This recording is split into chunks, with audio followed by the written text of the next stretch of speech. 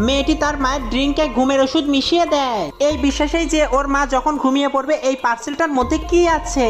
ও notice করে যে যখনই তার মা রাতে কোনো পুরুষকে ঘরে নিয়ে আসতো ঠিক 4:44 দরজার ওপাশে একটি পার্সেল আসতো, কিন্তু এটার মধ্যে যে কি আছে এটা কখনোই দেখতে দিত না।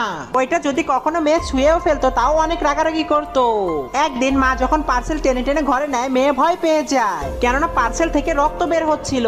আর তার থেকেও ভয়ানক ব্যাপার, মা আঙুল দিয়ে রক্ত একটু মুখে নেয় আর বলে অনেক টেস্টি সস। মা যাওয়ার পরেই মেয়েটি নিচে থাকা রক্ত একটু শোকে, সাথে সাথে মেয়েটির ভয়ানক গন্ধে বমি চলে আসে। ওর কাছে পরিষ্কার হয়ে যায় যে এটা সস ছিল না। ও প্রতিজ্ঞা করে জেনেই ছাড়বে যে মা তার কাছ থেকে কি লুকাচ্ছে। ওইদিকে মা পার্সেলে সবকিছুই খেয়ে নিচ্ছিল। মেয়েটি ভাবে এটা কোনো ওষুধ হবে, ও এটা ভেবেই নিশ্চিত হয়ে তার রুমে চলে যায়। কিন্তু ওই রাতের পরেই মা প্রতিদিনই নতুন নতুন পুরুষ ঘরে নিয়ে আসে।